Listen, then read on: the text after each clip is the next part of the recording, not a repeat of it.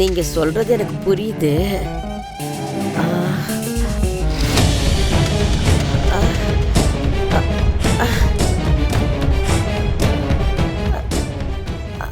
ஆனா சின்னச்சு பாட்டி, என்னமோ தெரியல பவானி, திடீர்னு நெஞ்செல்லாம் ஒரு மாதிரி படபடன்னு அடிக்குது.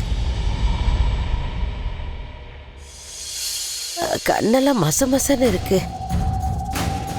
இதுக்கு முன்னாடி எல்லாம் எனக்கு இப்படி ஆனதே இல்லை. என்னன்னு தெரியலம்மா.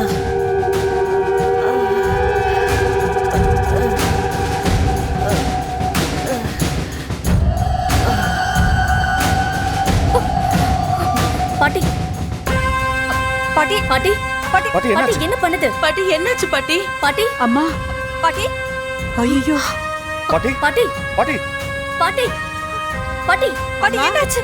பாட்டி பாட்டி பாட்டி பாட்டி பாட்டி தண்ணி குடு மித்ரா. பாட்டி என்னாச்சு பாட்டி? பாட்டி என்ன பாரதி, அந்த லண்டன்காரமா அப்படியே மயங்கி விழுந்துருச்சு. தெரியல பாட்டி. என்னாச்சு பாட்டி? பாட்டி என்னாச்சு பாட்டி? பாட்டி பாட்டி என்ன பாருங்க பாட்டி. பாட்டி பாட்டி எந்திரிங்க பாட்டி. என்ன பாருங்க, என்ன பாருங்க பாட்டி. பாட்டி ஐயோ பாட்டி எழுந்திருங்க பாட்டி. அம்மா அம்மா பாட்டி கொஞ்சம் கண்ணை திறந்து பாருங்க பாட்டி. பாட்டி என்ன திறந்து பாருங்க பாட்டி. எந்திரிங்க. என்னாச்சு பாட்டி? என்னாச்சு? பாட்டி பாருங்க. ஆதி ஆதி பாட்டி திடீர்னு மயக்கம் போட்டு விழுந்துட்டாங்க. நான் உடனே டாக்டரை கால் பண்ணிட்டு வரேன். பாட்டி பாட்டி கண்ணு திறங்க. இவங்களுக்கு எவ்வளவு வயசாகுது? 75 வயசாகுது டாக்டர். பாட்டி இப்ப எப்படி இருக்காங்க டாக்டர்? உங்களுக்கு என்னாச்சு? முதல்ல யாரும் பதட்டப்படாதீங்க. வயசு 75 ஆயிடுச்சு. ப்ரெஷர் கொஞ்சம் அதிகமாக இருக்கு. அதனால தான் மயக்கம் போட்டு விழுந்திருக்காங்க. இன்ஜெக்ஷன் போட்டிருக்கேன். She will be all right. கொஞ்ச நேரத்தில் மயக்கம் தெளிஞ்சு எழுந்துருவாங்க.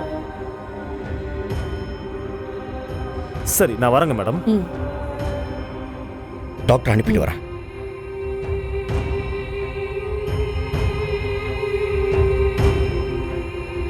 என்னதான் அந்த அம்மா நமக்கு பிடிக்காதவங்களா இருந்தாலும் ரொம்ப நல்லவங்க. இவங்களை இப்படி பார்க்க ரொம்ப சங்கடமா இருக்கு. உண்மைதான் பாட்டி. அதான் டாக்டர் சரியாயிடுன்னு சொல்லிட்டார்ல, குணமாயிடுவாங்க. பாட்டி பாட்டி பாட்டி இப்ப எப்படி இருக்கு பாட்டி? இப்ப நல்லா இருக்கேப்பா. லேசா கண்ணை கட்டுற மாதிரி இருந்துச்சா, நெஞ்சு படபடன்னு அடிச்சுக்கிச்சு. அதுக்கப்புறம் என்ன நடந்ததுன்னே தெரியல. நீங்க மயக்கம் போட்டு விழுந்துட்டீங்க பாட்டி. டாக்டர் இப்பதான் வந்து பார்த்துட்டு போனாங்க. டாக்டர் என்ன சொன்னாரு? உங்களுக்கு பிபி அதிகமா இருக்குன்னு சொன்னாரு பாட்டி.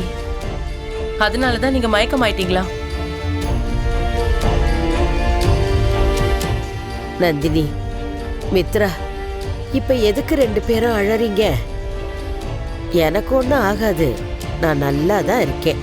நீங்க அப்படி சொல்றீங்க, ஆனா டக்குன்னு மயக்கம் போட்டு விழுந்த உடனே நாங்களாம் என்னமோ ஏதோன்னு பதறி போயிட்டோம். எனக்கு இதுக்கு முன்னாடி எல்லாம் இப்படி ஆனதே இல்ல. மித்ரா ஆதியோட கல்யாணத்தை பத்தி பவானியும் நானும் பேசிக்கிட்டு இருந்தோமா, அப்பதான் இப்படி ஆயிடுச்சு. பாட்டி ப்ளீஸ், நீங்க தயவு செஞ்சு இனிமே என் கல்யாணத்தை பத்தி எதுவும் யோசிச்சு உங்க உடம்ப ப்ளீஸ் கெடுத்துக்காதீங்க. அது நடக்கிறப்போ நடக்கட்டும். இப்ப எதுக்கு நீ கண் கலங்குற? இங்க நாங்க வந்ததே உனக்கு கல்யாணம் பண்ணி பார்க்கணும்னு தான். இன்னைக்கு நான் மயக்கம் போட்டு விழுந்ததுக்கு அப்புறம்தான் எனக்கும் வயசாயிடுச்சுன்னு இந்த மரமண்டைக்கு உரைச்சிருக்கு.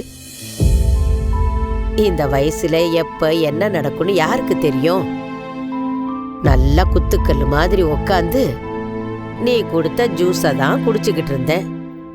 பார்த்தா இப்படி ஆயிடுச்சு. நான் இப்ப ஒரு முடிவு எடுத்திருக்கேன். எது எப்படி இருந்தாலும் உனக்கும் ஆதிக்கும் சீக்கிரம் கல்யாணம் நடந்தாகணும். பாரதி, இதுக்கு மேலே நீ ஏன் இவ்வளவு அமைதியா இருக்கேன்னு எனக்கு புரியல. நடந்ததெல்லாம் பாத்தீல, நாளைக்கு நிச்சயதார்த்தம். இந்த அம்மாவாது அது சரியில்லை இது சரியில்லைன்னு சொல்லி கல்யாணத்தை இவ்வளவு நாளா தள்ளி போட்டுட்டே இருந்துச்சு. ஆனா வந்திருக்கிற ஆதியோட சித்தியை பார்த்தா இந்த கல்யாணத்தை நடத்தாம விட மாட்டாங்க போல் இருக்க. போதும் பாரதி, கொஞ்ச நாள் நடக்கிறதெல்லாம் பார்த்துட்டு நீயும் ஆதி தம்பி சீக்கிரமா ஒன்னா சேர்ந்துருவீங்கன்னு சந்தோஷத்துல இருந்தேன்.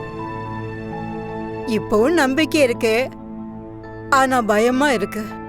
பாட்டி, எனக்கு நம்பிக்கை இருக்கு. நல்லவங்களுக்கு நல்லது கொஞ்சம் லேட்டா தான் நடக்கும். நீங்க என்ன பத்தி கவலைப்படாதீங்க. நீ என்னமோ சொல்ற பாரதி. பாத்துக்கோ, எது எப்படி இருந்தாலும் கல்யாணம் ஆகிற வரைக்கும் தான் உனக்கு டைம். நீயா சொல்லல, அப்புறம் நானா ஆதி தம்பி கிட்ட சொல்றத உன்னால தடுத்து நிறுத்தவே முடியாது.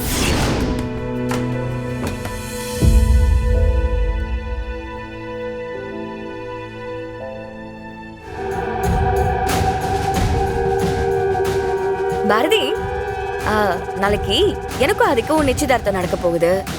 சீக்கிரமா கல்யாண டேட்டும் ஃபிக்ஸ் ஆயிரும்.